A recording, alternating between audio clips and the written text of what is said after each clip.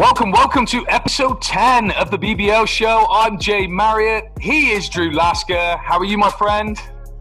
Man, I'm a little bit disappointed, obviously, because we took our first loss of the season. And then my Sunday was a little bit ruined because I was so excited for it, and it actually ended up being a dud. But on the bright side, episode 10, my guy, congratulations, man. Cheers to many more. We are here. Cheers to that. Amen.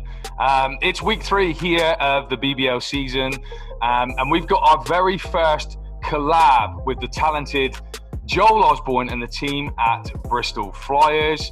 Our game of the week is the Southwest Derby, Bristol hosting Plymouth, who will be celebrating with a cream tea and who will be commiserating into a pasty. I love me some Plymouth pasties, man. Hey, you can't get better than a good old... I'm a cheese and onion guy. That might be a little bit controversial to say, being a Janner myself. But find out later in the show. Our focus might be on the rivalry week, but we also have the Marriott Minute, another 6 games to review, the Lasker Look Back, a guest from the land down under. We've got Player of the Week, our very own Selena Conroy for a BBL exclusive on the Sky Sports deal. She will also be joined by one of the chosen stars for the show. And also we have previews, predictions for week 4. So things coming thick and fast. Let's start by getting Drew to feed me in the post and let me go to work. 1 for a low, baby. Go to work. Give me a bucket. Let's go. Here we go. It's time for the Marriott Minute. So the segment I use to review anything and everything I am seeing on the socials that have intrigued me, engaged me, or amused me. So here we go. Intrigued me. Manchester Giants' new import player, Donovan Johnson, and his YouTube vlog of his time so far with the team. I think you guys should check it out. Interesting stuff. And something I think more players should do. We know it's a digital age and fans want more. They love behind-the-scenes footage. Keep it going, Donovan. Engage me. We have a 2-way battle for a great nickname. Josh McSwiggan, the hot hand for the Wolves the other night. Do we take the Niall Gray offering of McSwisham? Or a welcome blast from the past. Jay Kuznard of Leicester Raiders came out with McSwaggin. We'll poll it on Twitter later on, see who the winner is. I'm with Jay on this one. What about you, Drew? Easy, McSwaggin. McSwaggin all day long. Get involved using the hashtags the BBL Show. And finally, what amused me, we put out Gary Shronek's quote on who was the best BBL mascot of all time. Tough to find a competitor for Plymouth's Foxy, but what a Worcester fan felt they may have a claim with Wolfie. I'm just going to assume that was a tongue-in-cheek remark. Not even close. What do you think, Drew? It's not even a comparison. Come on, Foxy all day, baby. Foxy all day. I'm with you right there. So keep up the good work, everyone who's covering the BBL. We appreciate you all, and we are keeping our eyes peeled for content. Now, let's take it center stage. The game of the week, the Southwest Derby. It's rivalry week and our first big club collaboration. Huge shout out to Joel Osborne and the team down at Bristol Flyers. We are always looking to get bigger and better. Plymouth taking the win on the road, 54-69. And just some stats here from the man, Daniel Routledge. After Friday night, the Bristol Flyers are 9-2 at home versus the Plymouth Raiders. Overall, the Flyers are 16-8 and 4-2 in the Cup. But first, let's head down to Joel, who has post-match thoughts from both coaches. Well, Coach, congratulations on the win. I imagine after 8 months without a game, that one must have felt really good. Yeah, it felt really strange, actually. But it's glad to be playing again. We've been looking forward to this for a little while, and it's a good run out for our guys. It's the first competitive game we've had. We've had no pre-season friendlies at all, so we've been together really as a complete team for about 14 days. So delighted on what we did tonight. Yeah, I mean, it's a back and forth first half, and you guys really pulled away in that third quarter. What did you say to the guys at half time?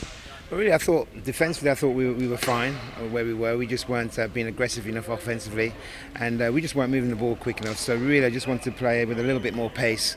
Make those extra passes, and as I say, we opened up a 10, 12-point lead, I think, in the third quarter just by moving the ball and still playing that solid defence.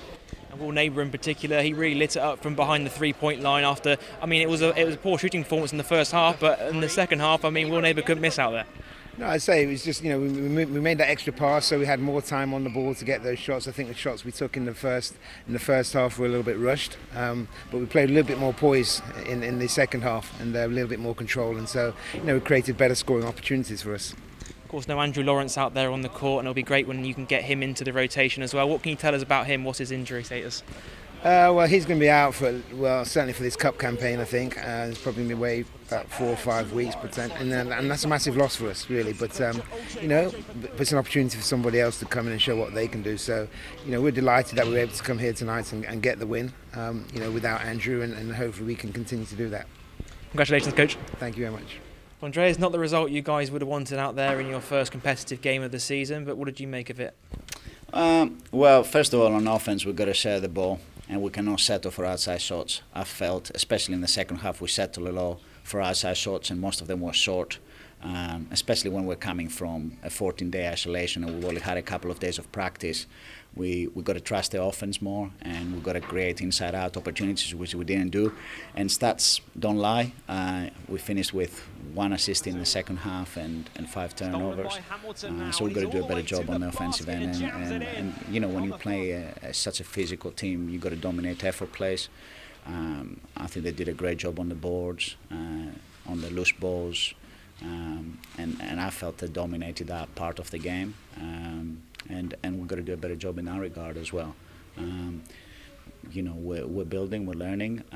It has been tough not to be able to practice for such a long period. We're playing Plymouth again on Wednesday, and then a few days after we have Worcester. So really 2 tough physical matchups. We just got to work in practice, improve on the elements that we discuss, and take it from there. I mean, you held them to 69 points out there on the night, but in the end, just not able to put the ball in the basket and lacking that creativity in the backcourt.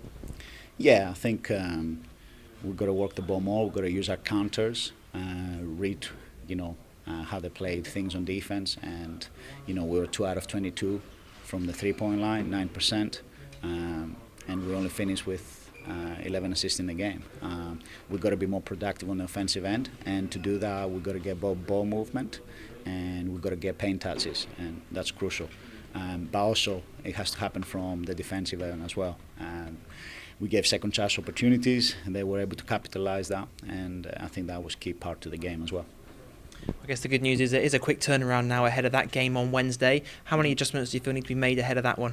Yeah, there are a few things.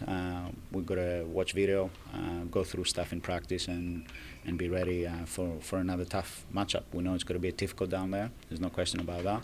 And we just got to work as a team. As you say, we have some adjustments to make, and just be ready for the game. Thanks, Coach. Thank you. Well, that does it here from the SGS College Arena for the first competitive game of the BBL Cup campaign. Bristol Flyers falling short 54 points to 69 against their Southwest rivals. I mean, 54 points, you're never going to get a game won with 54 points on the board.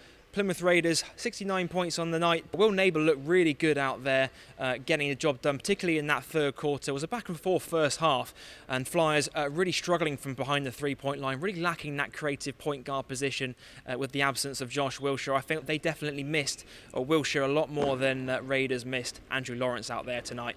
Of course, the series shifts back to Plymouth on Wednesday when Flyers will be looking to bounce back against their Southwest rivals. From a personal point of view, I mean, it's a strange feeling being here without any fans in attendance. The sooner we can get fans back in, the better. Certainly nothing like a rowdy Wise campus on a Friday night. That's it from me. Thanks, guys, for allowing me to collaborate with you guys on the BBL show. I'll hand it back to you on the show. Great work, Joe, my man down there at Wise Arena, and I like that touch to it. The show.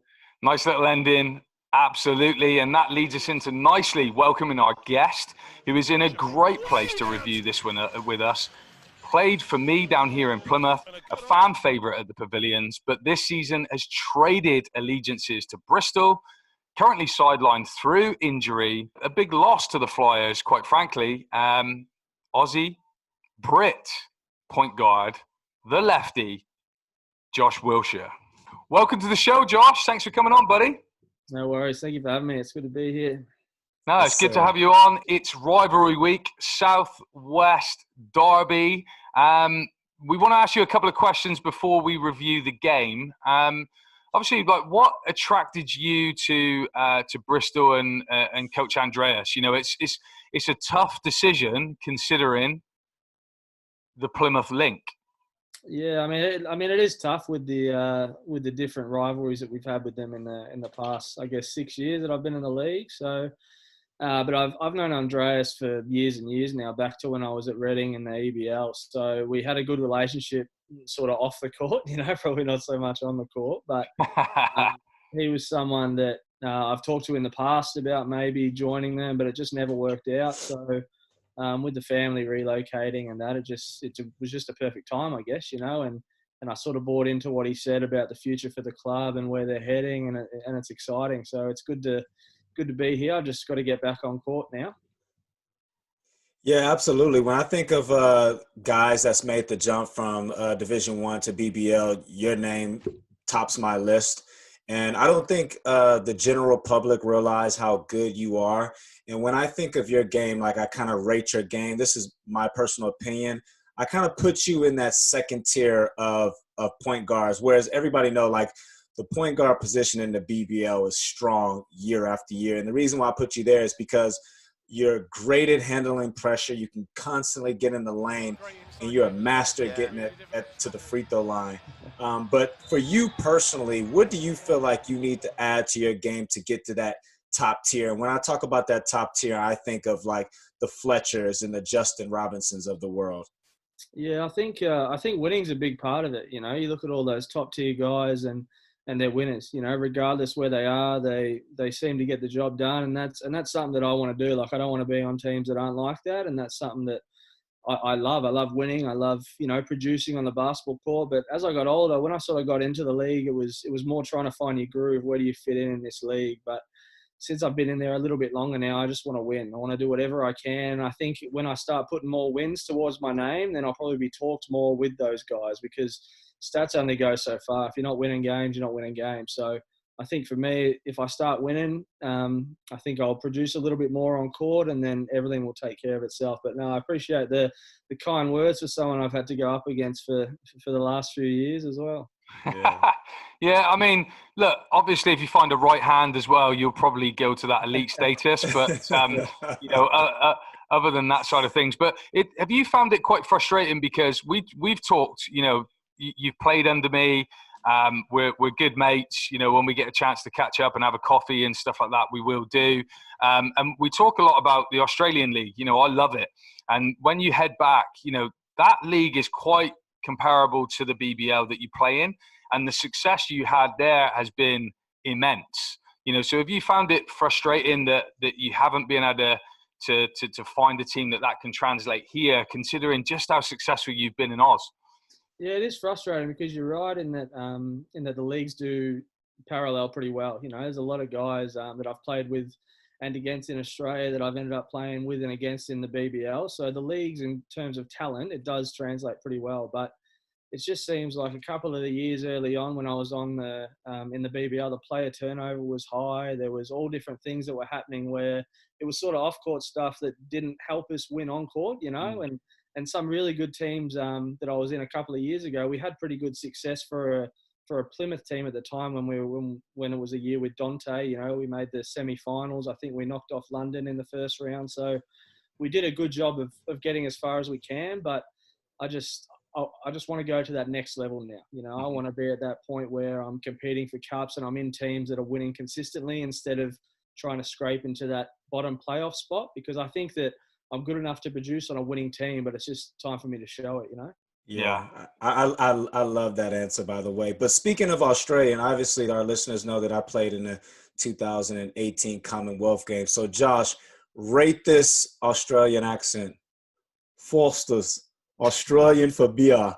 I can rate that. At least a 7, right? It sounds like that's the first time you've done it. So I'm not sure he knows. Is he talking about Australia right now? I'm not sure. Hey, I'm terrible at accents. I'm not gonna lie. I had to throw that out there. Toss a possum on the barbie, mate. That's what you got to do, isn't it? That's Yeah. all right, yeah. Bit of That's Crocodile all right. Dundee. That's all right, mate. That's all right. That's not a knife.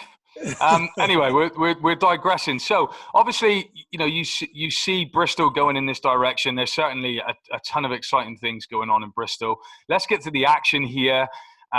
We've managed to do a great collaboration with Joel and the Bristol Flyers boys. They put some good stuff together. We've had some comments from coaches. He's chucked in a couple of things as well. But what did you see from the Bristol side of that performance? A loss on the record, but what did you see in that game? Yeah, I mean, I think for three quarters, I think the first, second, and the fourth, we were way more competitive. In the third quarter, we sort of gave up a couple of easy looks that sort of got their rhythm going a little bit. But I think we went into the first break leading. We were down 1 at halftime, and we would have felt pretty good. We know we can compete with those teams, but it's just basketball's a 40-minute game, isn't it? So I think when you have breakdowns like that, where I think there was a last-second three and a shot clock followed up by a pick and pop with Will Neighbour, and that's a 6-point swing in probably 30 seconds. And at that time, it went from a 5-point game to an 11-point game, and then you feel like you're constantly chasing, Yeah. And I think as the game wore on, we really had trouble getting easy buckets, whereas in the first couple of quarters, it seemed like we could get down to the end of the shot clock and still get a good look, but then towards the third and the fourth quarter, it was like those good looks that we were getting at the end of the shot clock ended up being contested jumpers and guys having to sort of create for themselves instead of within the offense, which I think is down to us probably not executing too well. But Plymouth also did a really good job of recognising what we were doing and then making adjustments for our catches to make everything a little bit harder. So I think we could do a better performance, absolutely, but it's just a shame that, we just couldn't carry out the momentum we had in the first half into the second half. Yeah, I mean, I think we know what we're going to get from the bigs, so if we're looking at that Bristol team, you get a pretty consistent performance from those guys. I think that one of the things that I noticed is Andreas has just got to find a way, especially with the loss of yourself, he's got to find a way to get Lockett and Copeland going, because those guys can go. And I think that it's about trying to find a comfort level for those two players that they just didn't seem to get going, which was a shame. For me, obviously, my interest is in Plymouth. It's my hometown. I think they've been able to go under the radar a little bit in terms of investment just because of just how big that noise is from London. But I think this Turkish investment really had me kind of intrigued in what was going to happen because they own a club in Turkey. They know what they're doing. That infrastructure is going to take a while to get into place. But it looked like the team on paper could be very, very good. So it was interesting. Obviously, no preseason. Expected those guys to be rusty. Was impressed with that Dusha was able to kind of replace a player like Lawrence and kind of just keep the offense kind of ticking along. You're missing a big offensive piece there with Andrew, and he's a bit of a two-way player, to be honest, but I think Elvisi did a great job. Neighbour obviously was a thorn in their side the whole game, and Hamilton did just enough. I think that he's got gears still to grind and go through, and he looks like a player that likes to develop through a season. I've heard some of the language he's using on social media as well. So, I think that was a good win for them because that was a potential banana skin. And I did think in the first half, like you said, you guys seem to be executing in a nice flow. Biggs making things very, very tough. But you're right, that third quarter, they just got their tails up a little bit and it was just a bit too much for Bristol to pull back. Obviously, I didn't get an opportunity to watch this game live because I was busy. But I took a look at the box score, and one thing that stood out to me was 54 total points. And since Bristol's been in the BBL, that's been my only concern with Bristol is that obviously you guys down there run this flow motion offense that pretty much half the world is running now. But the issue is that I've seen over the past is that when good defensive teams come in there and they take that away, I've yet to see like a plan B to really adjust and to adapt to that. And this actually come across my Twitter courtesy of Dan Routledge. 13% of Bristol Flyers home games have occurred with a game under 7 where they scored under 70 points, which is 6 all-time worst. So obviously you guys are lacking the Dusha. Dusha is a great backup guard in this league and can fill in for Lawrence. And that's what you guys are missing. And I've said this on the show. I said this over Twitter, that without Josh Wilcher, the Bristol Flyers are going to struggle. And that's taken away from Copeland's game, because obviously he's a scorer, and transitioning from the 2 to the 1 is the toughest transition in basketball. And obviously it affected him, as he has a -19, which was a team worst against Plymouth. So hurry up, buddy. We need you back. Yeah, I think what you're saying is true about the flow motion stuff. Like for us, we're a high pick and roll based team, and I think that's something for me that is really what my game's about. You know, creating disadvantages off that sort of set, and I think I will be able to help, you know, Eric and Zach going forward, but it's just tough because I think we had 18 turnovers, you know, and probably that's maybe 8 more than what you'd expect in a game. And I think we only had 11 assists, and I think anyone that knows the BBL knows that that's sort of what I do in the BBL. You know, I have a high number of assists and not really a high number of turnovers. So I think that we are that one piece away to sort of picking up the scoreboard, and then hopefully we can start competing with these teams at the higher end of the table. But I mean, we work hard down in Bristol. You know, Andreas pushes us. He expects a lot from us, and 54 points or whatever it was is not something that we're about, but we are a lot better than that. So I think it's going to be a team you need to look for in the next couple of weeks of how we bounce back, because it's not a show of where we are, because we will be better. Yeah, just to kind of finish off there, obviously 9% from the 3-point range as well is always going to make life very, very tough. And I'd like to think that you would at least contribute to that percentage, just lifting just a little bit. Would you say? Yeah, I mean, I could get you 1 out of 10 each game. I think you're being very modest there. I think you're a lot better than that. But yeah, for sure. We appreciate that analysis. I think looking at being able to look forward and see Plymouth play against Worcester as well, it looks like they're going to be moving through the gears. What do you see on Wednesday that Bristol need to do to be able to beat this Plymouth Raiders squad?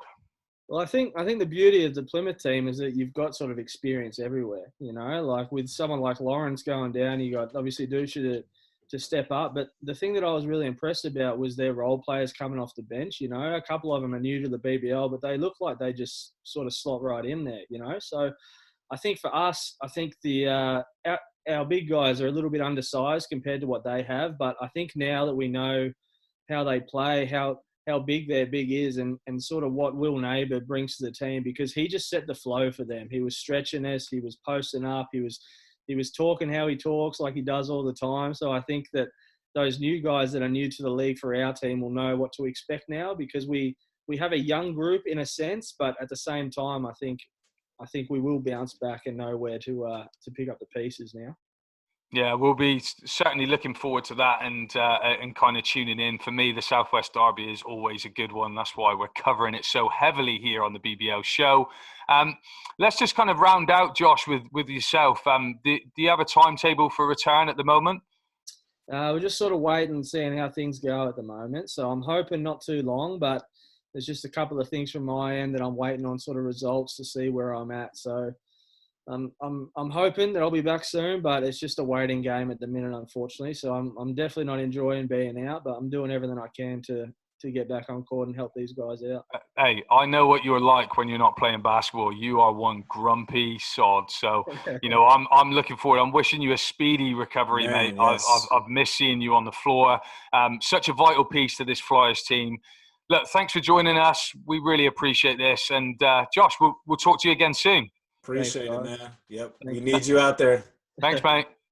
Okay, with the game of the week out of the way, we have game reviews. We have 6 other games to review. We are going to fire through this, so it's going to be bullet point style. Obviously, we can't focus on everybody at once. Let's kick this off. London, Sheffield. If I kind of take the floor with London, they made the necessary adjustments. We talked about it last week. You've been harping on about this for 2 weeks now. Wear off the bench. That has stayed. But they finally went smaller and brought Captain Joe into the fray, no longer with the two bigs. Doing this provided the space for their stars to shine, and their stars were aggressive. Robinson, 12.7 assists on a 17 index. Ware, 17 points, 7 rebounds, 2 assists, 18 index. But it was your boy, DeAndre Liggins. You asked for more exclusively right here, Drew. He answered that question with a 32.7 rebounds, 2 assists, 32 index. Impressive display from the former NBA man. What did you think, Drew? Yeah, shout out to Liggins. We asked for more and he delivered. So, I was hard on London last week, and that's the thing. Like, you and I, Jay, like, we're covering this stuff objectively. We're talking about what we see, and so when teams and players do well, we're going to give we're going to give them their respect and their just due. But if Absolutely. I look ahead to Sheffield, obviously I didn't get a chance to watch this entire game because I was preparing for the Leicester Riders. But I was watching the game en route to the ECA. So, by the way, that's a great shot by the BBL, kind of staggering these games. I love that. I hope we get more of that moving forward in the future. Mm-hmm. But as I kind of scoured over the box sheet, I see Sheffield with 73 points. And like I said in the previous episode, like, I'm really concerned about Sheffield, where they're going to get points from consistently. And the biggest thing that stood out to me was Nick Lewis with the goose egg.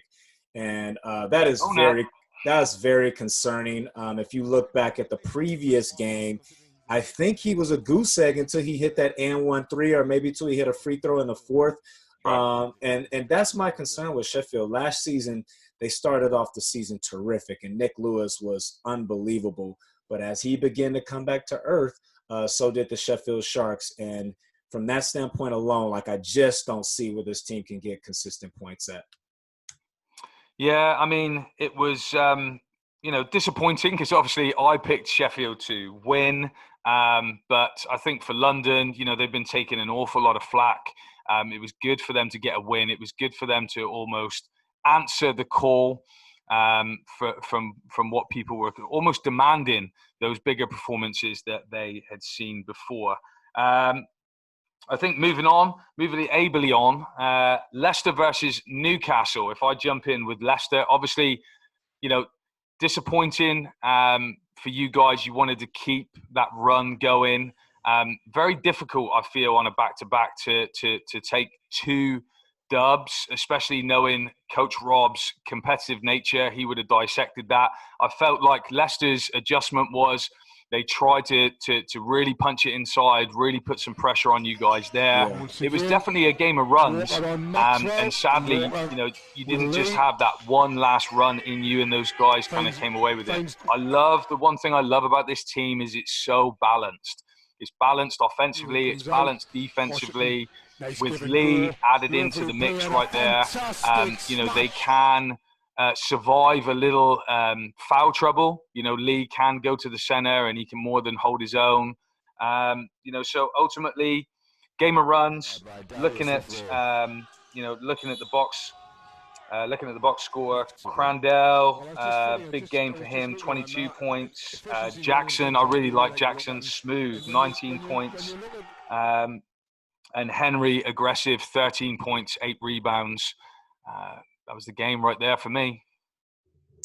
Yeah, disappointing loss for us, but in retrospect, nothing really lost because the game is even. Obviously, we beat them by 6. They beat us by 6. And you got to tip your hats off to Leicester. Obviously, as I tried to think about every adjustment they could make, that was the one adjustment I didn't see coming. Obviously, punching the ball down low, it was very clear that they wanted to slow our fast break by punching it inside, because even if they miss, they got an opportunity to get back. That's a team like ourselves. Like, when there's long rebounds and those rebounds are out, that's when a fast breaking team can kind of get out to the races. But when there's a shot 2 feet from the basket, it's really kind of hard to run, even if the ball is missed. And for us, I just feel like we didn't set the tone from a physicality standpoint. Obviously, they kind of punched us in the mouth at the beginning of the game, and we waited too long to kind of fight back. And, it kind of had a playoff feel to it. Like you mentioned, it's tough to beat any team in 5 days. And obviously, Leicester's a well-coached team. They're a great, talented team. And they made their adjustments. And, we kind of had our film session. And one thing that kind of stood out to us is the first time we played Leicester, we, over 50% of our possessions were out in the break. In this game, less than 40% was out in the break. And I think that told the story. Like it's no secret that the Newcastle Eagles want to get out and run this season. And, Leicester did a great job of combating that and slowing us down. So shout out to the Leicester Riders. Yeah, I mean, I think one of the things that I took from that game as well is that we've always talked of this league being almost in 3 sections. So when we've picked our predictions, we looked at that sort of top 4, middle of the pack, and then guys that sadly, have to receive the wooden spoon. And I think actually now I'm starting to see a very clear 4 stages of this system. I'm very clearly seeing Leicester and Newcastle ahead of the game right now. I think Plymouth, when they add Lawrence, could be into the mix. But I think other than that, everybody else has kind of dropped into that middle pack per se. Those games have just been electric. Leicester, Newcastle, it doesn't get any better. And what I love about that is everyone was talking about where the money went, but nobody was talking about where the history is. And I love that. Personally, I like the fact that both clubs have kind of put a chip on their shoulder and said, hang on a second, you got to rip this out of our hands. It's not given. So yeah, exactly. Loved it. Hello, we're still here. Absolutely. One thing that does surprise me about Leicester is I thought that when I was looking at the roster and the way that it was built, I thought that maybe he was going to go back a few years and start being much more defensive and try and drive those teams into the lower numbers. Not the case at all, as we'll talk about a little bit later on in their second game of the weekend. Let's go to Worcester, Surrey. So if I take Worcester here, obviously a really close game, perhaps decided a little bit controversially. We'll talk about that in a minute. But, what impresses me is just the Wolves' X's and O's. They just run the system, love Coach Newby. And a little bit disappointed, really, that Surrey just never tried to disrupt that flow. It never felt like Worcester were being sort of challenged or pressured or pushed out of their comfort zone throughout that game. Obviously, McSwaggin coming to the party, having a quarter of a lifetime, finishing with 22.6 rebounds, 4 of 7 from 3 in Fuego, 24 index. Williams, for me, he's just growing. Every season, he's getting better. 19 points, 13 rebounds, 5 assists, 29 index. Absolutely pivotal to everything that they're doing. And then Bountneck, 8 points, 8 assists, 2 rebounds. Does that jump out at the stats? No. But when he's running the team and he's running the team effectively and finding those guys in rhythm, then they are a dangerous team. For me, just quickly, NBA.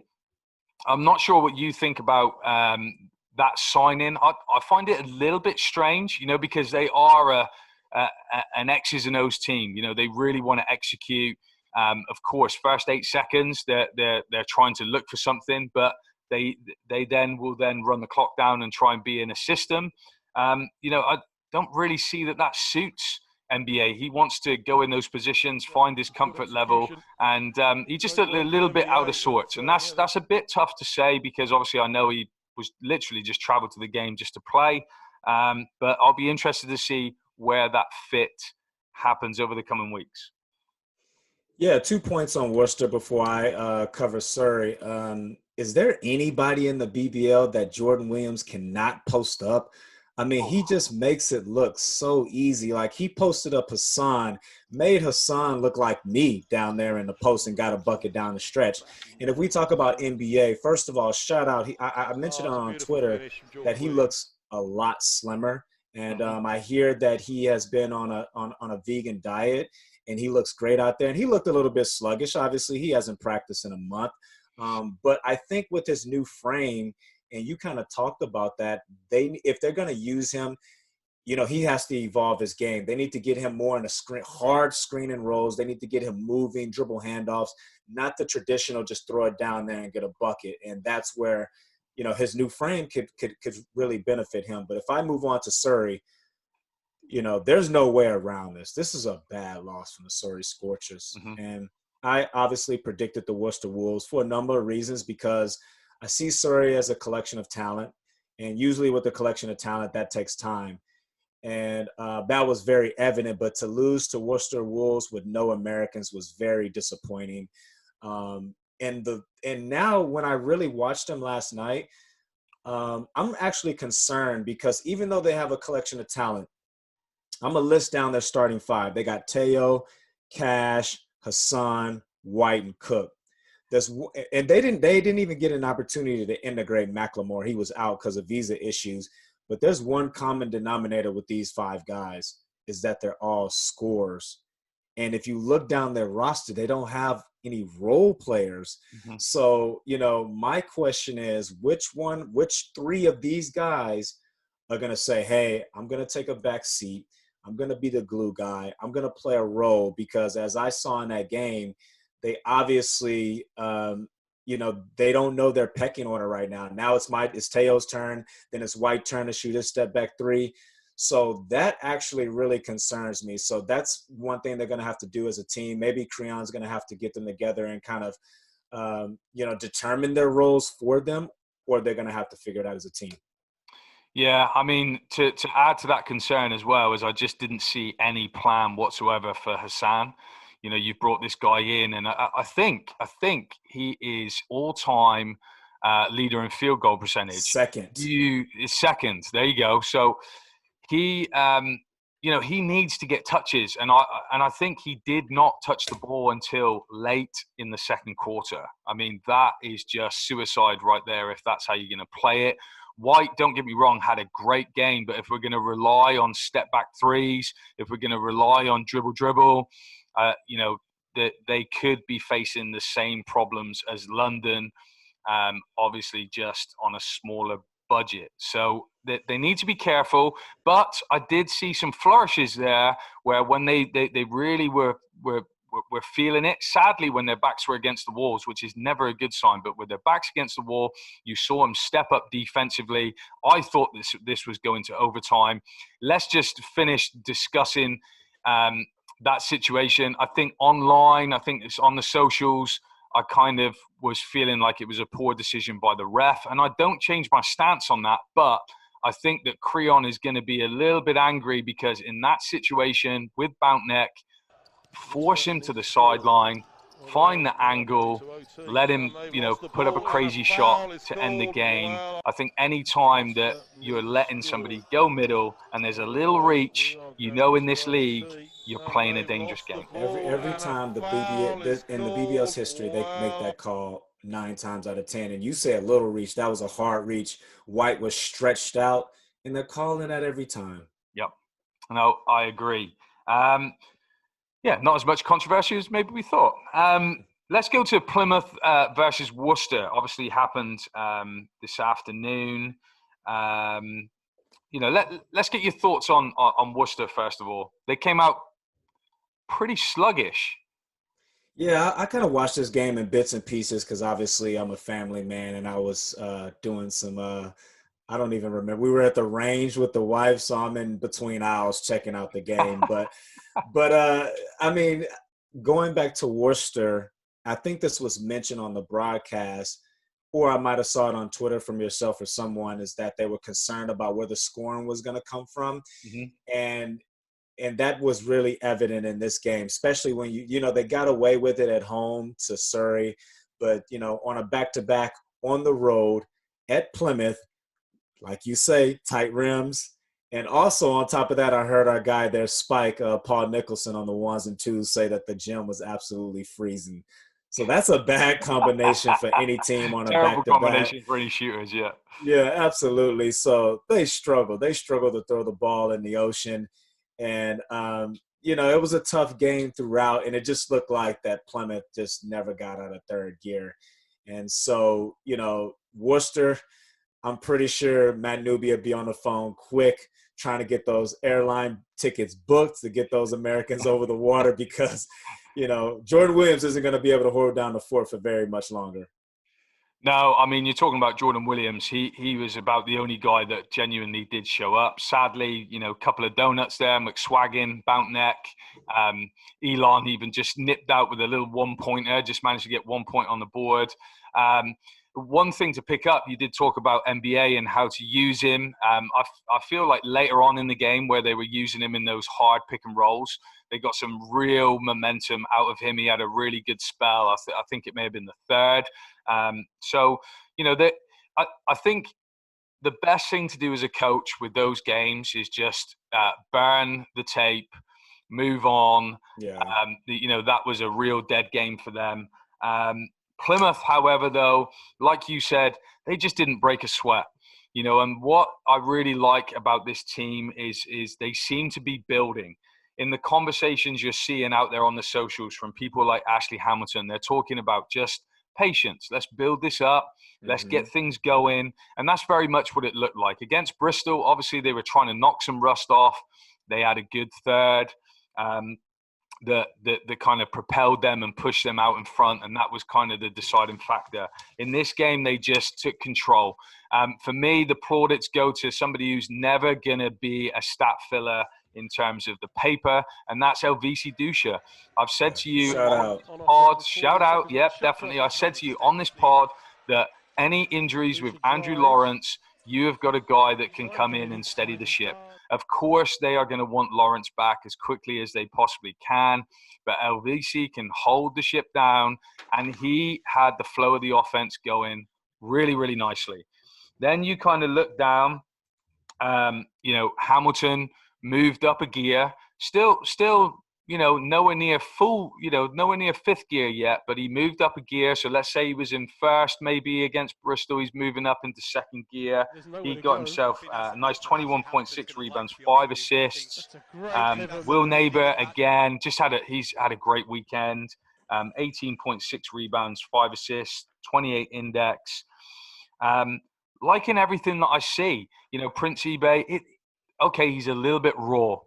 But he is big. He's chasing everything. He's trying to block everything. He's trying to get rebounds, sets good screens. Got himself a little bit of foul trouble, but hey, that's going to happen when you're aggressive as a big with that kind of size. Only thing that kind of concerns me a little bit is, the jury's still out for me at the 2 spot.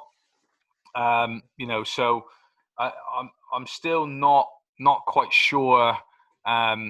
How I feel about the guards in those positions, So the import player, look, he when Lawrence comes back, he's almost going to be 4th or 5th option. So maybe they're not looking for so much from him, but I'm just not sure yet. Need a little bit more time before I pass judgment. Sentence, stepping up a level. There's a couple of times in the Bristol game, a couple of times in the Worcester game, he looks good, and then there's a couple of times where he's still feeling out and he's still learning that process. It is a big step for guys. Of course, yeah. A big scorer in Division 1 doesn't mean that you're going to be a great player in the BBL. It doesn't always translate, but I think he's going to be okay. Ubiaro, for me, is maybe one of the most frustrating players in the league, because for me, I see the athleticism, I see the skill, but for me, there's something just in the middle of that it factor that ties those two things together and takes you to that next level. And I don't see that in him. I see he has made steady progressions, but I see some really poor decision making. And the reason why I bring that up is this Plymouth Worcester game, second quarter, the clock is running down. Hamilton comes out, give me the ball, young fella. He waves him off, tries to do something himself. That just goes to show me that he's not learning. You have to figure this out, because this is going to be a team. They're not trying to go pace for pace with Leicester and Newcastle. They're trying to play good, honest, solid basketball. They're going to slow things down when they need to slow things down. They're going to punch it in. They're going to punch it out. They're going to need some IQ in that position. Just have me a little bit worried. Okay. Leicester versus London. If I kind of jump in here, looks like London never got out of the gates. Leicester just, is it even possible to say that they came out faster than they did on Friday? But man, they did. I've said everything that I can say here. I've said it before in the Newcastle game. I just love the balanced attack and defense of this team. Mo Walker, let's genuinely hope that there's nothing serious there. Goes off with an injury. Henry gets into foul trouble. Does it affect them? Not a beat. They just keep going, and they just have new heroes coming to the party. I think if you look here, for me, Crandell again, I'm a big Crandell fan. I mentioned him in preseason. I really like him. He's going to offer that jelly. He is. He's really just crafty. Just gets things done. 17 points, 5 rebounds, 7 assists. Lee, big game, 18 points, 13 rebounds, 5 assists, 29 index. Johnson this time, so he takes over from Jackson, who was going off on Friday, 17.6 rebounds, 2 assists. And then Connor Washington, what a game, 20 points, 2 rebounds, 4 assists, 21 index. Felt like everything he was throwing up, whether it was on balance, off balance, crazy circus shots, they were going in, and hit that last decisive bucket on a point where a little bit of tactical Nance comes in there with Rob P, Coach P, telling them to go for the extra bucket, and it worked out. Connor Washington, great job. Yeah, and you talk about that tactical part there at the end. From London's standpoint, it looked like they weren't even aware of the aggregate cup score. And we've been in the cup competition, 2 or 3 weeks now. So that was very disappointing, but Leicester looked unbelievable. It's a game of momentum. I call it momentum. And if Leicester loses that game to us, they probably lose against London on Sunday night. But because they won, after the game, they were kind of pounding their chest a little bit and they were feeling good. They take that momentum into the London game, and then they're at home and they put on an unbelievable display. 1 to 10, everybody who touched the court, it seemed like they were on top form. And I know you listeners out there, you probably, because London is in a group of depth and they're in the same group as us, you probably think I'm going to come on here and I'm going to be excited because that gives us an edge. But I'm upset. You know why? Because I feel like I've been hoodwinked, bamboozled, led astray, misled. I've been told all these things about the credit card out there for Miami, and we're going to be bringing all these great players in. I've seen it on social media. This is going to be the best team ever. I hear from you and Andy Thompson in the prediction week that they're going to win the league, and I even start jumping on the train and saying they're going to be the best defensive team the BBL has ever seen. And it has been far from everything that we've seen and heard. And you know what's worrisome is after that game, I get on my Twitter feed, and it's crickets. I see nothing. You know what that means? That people are starting to lose faith. People are starting to move on. And 14 with that type of budget, that's really, really worrisome. I mean, I look at these numbers, and Liggins, who had an unbelievable night against Sheffield, he was a minus 20 on the floor. That's the team worst. And I mentioned this in the last episode, and I really, really like this guy. But I have to, like we say, we speak objectively here, and that's Justin Robinson. 2 points, 1 for 9. On the season, he's shooting 8 for 29, which is 27%. Something is going on there. Like, is it the injury? I mean, I'm looking at him with a microscope, and, they said it was something back in the preseason. And he does look a little stiff. Anybody that's dealt with the back, your movement is very limited. But at the end of the day, you're judged about what you do on that court. So if you hurt, you got to sit down. But if you're on the court it's a fair game. And he just does not look good right now. So I'm thinking, sit down, get yourself right, because Lockhart is actually doing a great job. I mean, I think at times he's being a little bit too aggressive for that team, but he's been playing pretty solid this year. So let Lockhart take over the reins while you get right. And then also Kevin Bristol, I mean, 2 points. And, our guys, Anthony Rowe and Daniel Routledge, they mentioned it on the commentary. He's out of shape. I mean, he was crying for a sub within 4 minutes of the game, and he just looks blowed. I mean, he's really slow to set those ball screens. He just looks like he's moving in quicksand. And, the last thing I'll mention about London is, and again, I shout out to Chris Plant, who said he's looking forward to hearing us, episode 10 and hearing our analysis on London. But as I told him on Twitter, you're not going to hear anything different than what we've already said. It's a broken record. And you said it. I said it in the last episode, is that the shooting is very concerning. They shoot 27% at halftime tonight and then finish the game off at 37%. So every game they've lost, they shot in the low 30s. They shot 46% against Sheffield. But if you shoot in the 30s, you're going to lose, especially in the group of death when you're dealing with teams who are of that quality. So with that being said, it's very disappointing because I don't come on here being hard on London. It's not fun for me to do that. I want them to be good. This is great for the league. Yeah. And again, this is about the players. They got to figure this out. Yeah, I mean, look, for me, and I put it all over Twitter as well, it drives me mad right now. They just have no flow. They have no flow. Defensively, you don't know what they're going to do. They might press sometimes. We saw that against Sheffield. They got their tails up. They felt really good. They were riding high. But it's just this dribble. And when you're trying to, when you're not just stepping into nice rhythm threes and you're trying to create an offense like that, you're seeing Dirk Williams, you're seeing Kevin Ware, you're seeing Liggins hit big shots. For those 32 points, he hit impossible shots. He just didn't have that in his locker for a second game in a row. So tactically there is something missing there. And also from a chemistry standpoint, I haven't seen this look so bad for a long time. It's very, very visible. And all that Leicester did was saw the cracks and attacked it. That Coach Rob's teams, they're just going to step all over you if you are not going to stand up to them. They're just going to keep on coming and they're just going to love it. So for me, I don't know what needs to happen. I'm not the type of guy that feels like we need to cry out change and start discussing players and stuff like that. But something has to change. And hey, you know what?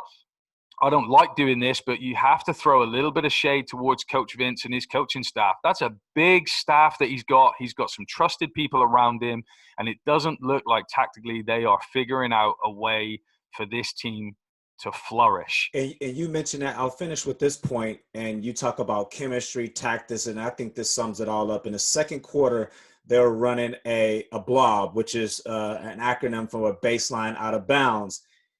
And one person moved on the play. And I'm like, what kind of play in the playbook has one person moving? And guess what it turned into? A turnover, of course. And I'm like, why is everyone stuck in? And that sums up the London Lions right now. Yeah, sadly, just in a bit of trouble. And like you said, it's gone awfully quiet. Hopefully, they can kind of bounce back. Hey, it's still the cup competition, so there's still a lot to play for. And I've said it before. Just figure things out. Maybe just draw a line under the sand with this cup competition. Stop trying to fight for things and try and figure out what the issues are going into maybe bigger and better things if you're focused on the league. Yeah. Okay, let's kind of finish off. Glasgow versus Cheshire. Obviously, if I kind of roll with Cheshire, just impossible situation for those guys. There was a little message went out early on that a couple of key guys were missing, and then you saw the list, and and quite rightly, I saw a tweet where somebody said, "Who's left?" So they had to band together. This was like the Del Boy Cheshire Phoenix. You know, they had to walk around the streets, find guys that were kind of tall enough, pull them out from wherever they were, and then bless them, you know, they have to travel all the way up to Glasgow to go and face a team that are raring to prove the critics wrong. You know, so there's not much to talk about in this situation. Rose Tyson came out with 18.7 rebounds, 18 index. Not a lot more to talk about there. Coach did his best. Players did their best. That's all I got to say. I mean, Coach Thomas is probably scratching his head. He's going to be tossing and turning tonight in his bed because he's going to be thinking about next week. What is going to happen next week? Because last week they didn't get some guys registered. This week, a couple guys get COVID. What's next? And so it might just be one of those seasons for Cheshire. And right here on the BBL show, I'd like to give a formal apology to the Glasgow Rocks because I mentioned on here last episode that there was no way that they would win this game. And boy, did they prove me wrong. And that started with Mark Queedy. He had 26, 6 and 5 with a 36 index rating, which was the highest of the weekend. And on top of that, this was a great win by Glasgow because they were without their best player, and that's player coach Gareth Murray. He sat on the sideline comfortably with his mask and his beard. And for him, you don't understand the amount of weight that's off his shoulders to get that first win, because sometimes that first win can take a long time to come. But for him, it's a confidence booster as a coach. It gives those young guys, that team, a little bit of vigor, energy, confidence. Just like, okay, you know, we might be able to do this. And so shout out to Coach G. Great win. Yeah, great win for Gareth. I'm really, really happy for him. I'm not getting carried away. You know, look, this was a situation where if they didn't win, wow, you know, that would have been big repercussions. You take them how you can get them, man. You do, absolutely. And, you know, but I think the biggest story of the night was that he wasn't playing.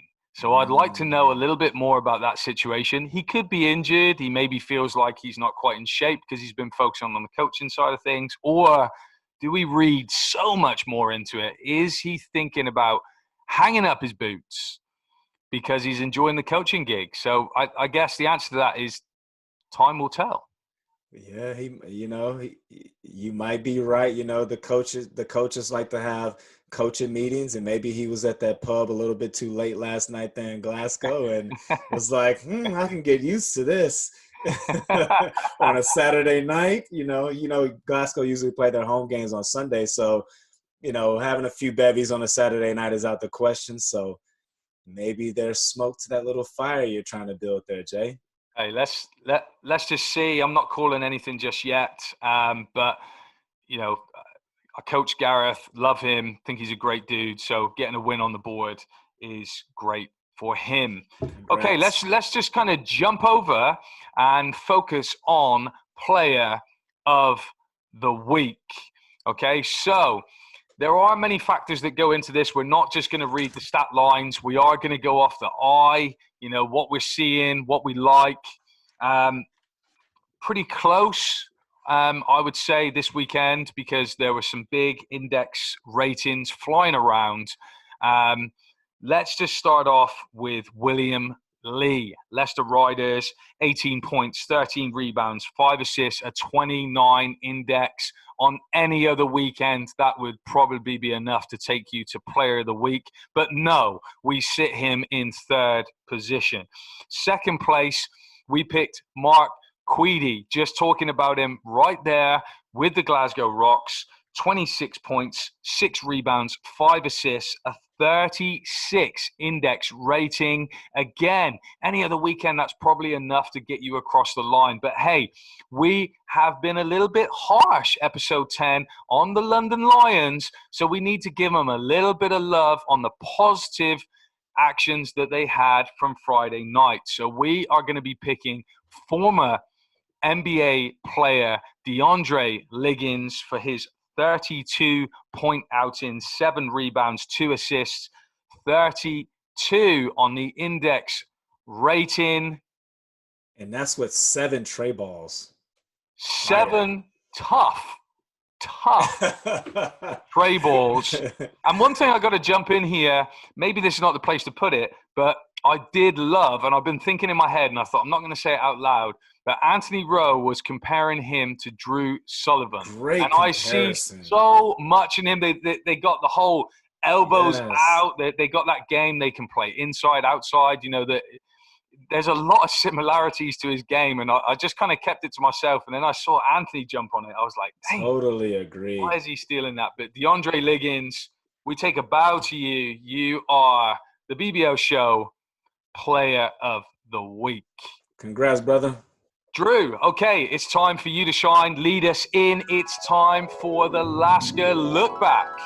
In today's episode of the Lasker Look Back, we take a look at the British Basketball League's most prestigious award, the Most Valuable Player, also known as the MVP. In the history of the BBL, there have been 6 players to win this award twice. 4 of those players have once suited up for the Newcastle Eagles, and on 3 occasions, 3 players have won that award back-to-back. Starting off with the Newcastle Eagles star, Rahman Fletcher. He won the award back-to-back in 2016 and 2017 season. Also winning the award back-to-back is London Lions General Justin Robinson, who won the award in 2018 and 2019. And also taking it way back to our guys who's been following the league for a very long time, the final player to win this award in back-to-back seasons is Alton Bird. He won this award for the Kingston Kings in 91 and 1992. And the final 3 players to win the award twice in their career is Newcastle Eagle Andrew Sullivan, who won it with the Eagles in 2006 and with the Leicester Raiders in 2013. Also, former Eagle Tony Dorsey won the award in 96 with the Birmingham Bullets and again in 2000 with the Manchester Giants. And finally, to round off the 4 players who once suited up for the Newcastle Eagles, Trey Moore, as he won the award with the Chester Jets in 2005 and went on to win it again with the Newcastle Eagles in 2009. And that is today's Lasker Look Back. Okay, just to finish off with, we've got a whistle stop through these predictions for next week. We have got games flying at us thick and fast. And let's start with Tuesday. Eagles versus Sharks. Where are you going, Drew? We had a great film session today, and I look forward to the Newcastle Eagles bouncing back. So I'm going to take the Eagles. Yeah, I have to go with a bounce back as well. I think that you guys were just slightly under par, and I see you guys coming back pretty strong. Sharks, I'm a little bit worried about them at the minute in this group of death. Things can get ugly pretty quickly, so they've got to steady the ship. Plymouth, Bristol. As you say, hard floors, tight rims, and now cold gyms. I don't see it happening for Bristol, especially without our man Josh Wilcher. So I see Plymouth taking this one pretty easily. Yeah, you know I'm never going to go against Plymouth, just like you were never going to go against Newcastle. Been impressed.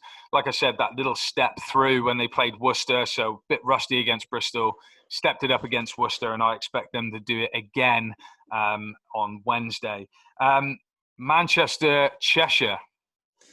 I'm starting to lose a little bit of confidence in Cheshire, and then add on top of that, they got guys out with COVID, so we know for a fact that they won't be back for this match. So I go with Manchester with the easy win for their home opening.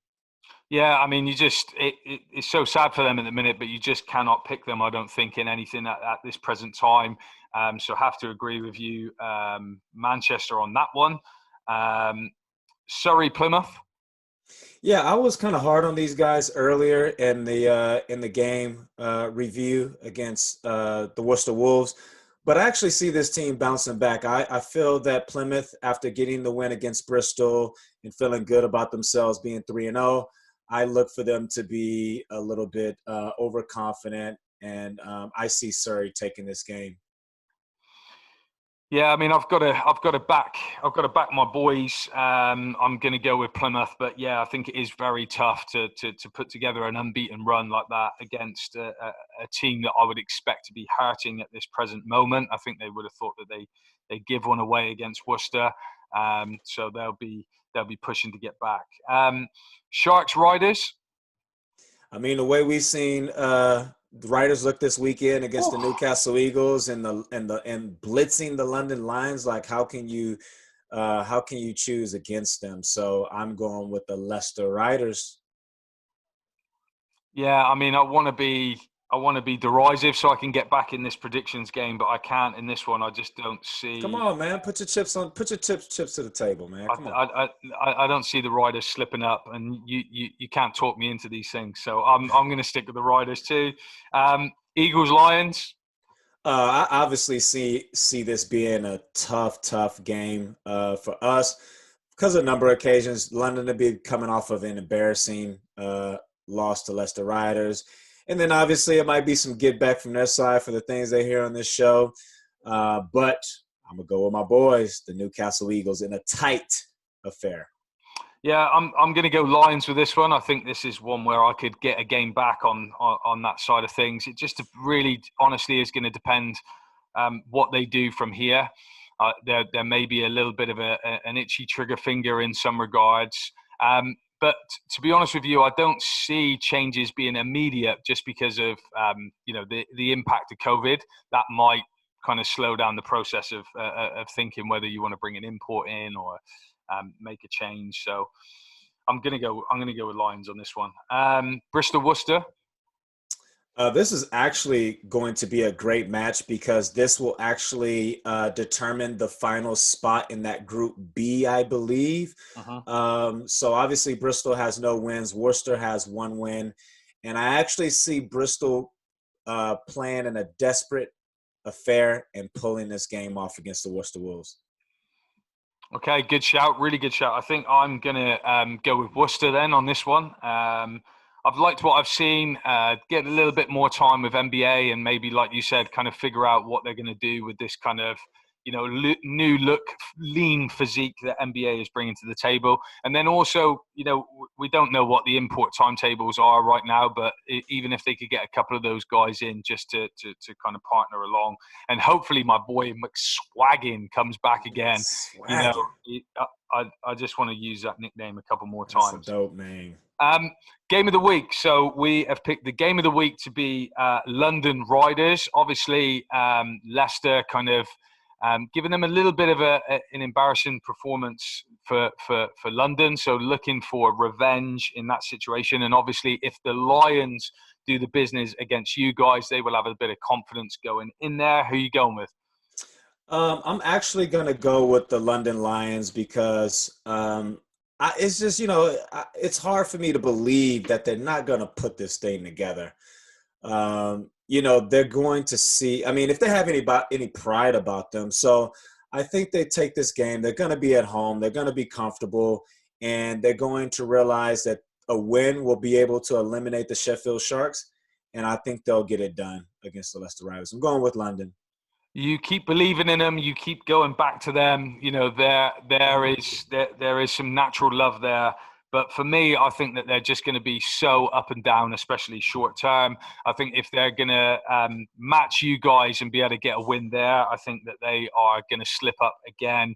The cracks just seem to show from side to side. Chemistry worries me a great deal. And like I said, I think Coach Vince's head is spinning right now in terms of rotations. So I'm going to go for the Leicester Riders to get that one done right there. Then we run it straight back, Plymouth Surrey. Yeah, I'm going to go with the Surrey Scorchers. I feel like Plymouth is going to be a little bit complacent knowing that they have a comfortable lead in the group, and probably by this game they're going to have be qualified for the next round. And so with the integration of Martel McLemore and figuring out that pecking order, like I said, with more match play, I give this game to Surrey. Okay, obviously, I'm going to go Plymouth. Like I said, I think I've been really impressed with Ashley Hamilton. I really have. I like the things that he's saying. And I think he's just building blocks. He's going to start trying to get the other guys going as well. He understands that it can't just be him. He's going to get other guys involved. And then he's going to come to the party later on in the season when those big finals roll around and he needs to go centre stage. Lastly, Cheshire, Glasgow. Apologies, Glasgow. I gave a formal apology on Twitter because obviously last week I said there's no way that they would win. I'm assuming, it's hard to predict because we don't know if the Cheshire boys will be back from COVID or not. But I have to believe that Cheshire will be able to show us something a little bit better. And, a young team going on the road for the first time. I got to give this game to Cheshire in a narrow affair. Okay, I'm going to go with Glasgow then, just assuming I know this one's going to bite me in the butt because no doubt Cheshire just get all their guys rolling back just in enough time. But I'm going to go with Glasgow on this one. Obviously, a whistle stop through those predictions, so apologies if you guys wanted a little bit more spice from there, but we will get to that in next week's show. Okay, that's a wrap. Episode 10 in the bag. These episodes are coming thick and fast. I cannot believe we're at episode 10 already. Let us know your predictions for next weekend. Get involved. We're always keen to hear from you, the fans. Reach out to us on all forms of BBL socials using the hashtag the BBL Show. I realise people are just a little bit more harsh on me than you, Drew, in these predictions, but that's fine. I've got thick skin. Thanks once again to Joel and his team at the Flyers. We are just getting started with these things, but what better way to collab than one of the best to do it in the league at the moment? That's right, I said the best to do it in the league. Let's bring it, guys. Step your game up. Get in our DMs if you want to get involved in a collab. Drew, lead us out. One thing that I like to mention is that I know I can speak for you, Jay, as well, because we're included in a lot of these DMs, but every single week, there's people messaging us privately or publicly just saying how much they enjoy the show. And at least once a week, we get someone saying, hey, we love that episode, and we appreciate that feedback. Cause again, we want to, we do this for you guys and we just want to continue to grow. So keep those messages coming, guys. And also, don't be afraid to help donate to the show because we want to take this show on the road, guys. So anything will be appreciated, even if it's 99p. But until next time, we'll signing off. The show.